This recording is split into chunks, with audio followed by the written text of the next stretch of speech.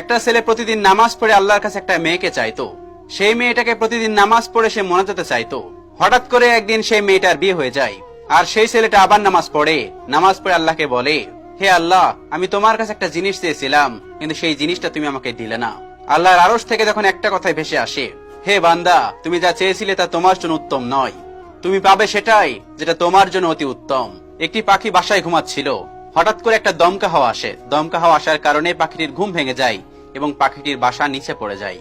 তখন পাখিটি অনেক জোরে চিৎকার করে এবং আল্লাহর কাছে আর্তনাদ কষ্ট পেয়ে কান্না করে বলে, হে আল্লাহ, আমি এত কষ্ট করে বাসাটা বানিয়েছিলাম, আর তুমি দমকা হাওয়া দিয়ে বাসাটা ফেলে দিলে। তখন আল্লাহ তাআলা তাকে বলে, হে পাখি, তুমি দেখো নিচ থেকে একটা বড় সাপ উঠতেছে তোমাকে খাবে বলে, আর তুমি চিন্তা করতেছো তোমার বাসাটি কেন ফেলে দিলাম। আমি তোমার সুরক্ষিত করার জন্যই তোমার বাসাটি নিচে ফেলে দিয়েছি, যাতে ওই সাপটি তোমাকে খেয়ে ফেলতে না পারে। গল্পটির মোরাল স্টোরি হলো, সৃষ্টিকর্তা যা করেন অবশ্যই ভালোর জন্যই করেন। সৃষ্টিকর্তা খারাপ কখনোই আমাদেরকে কিছু দেন না।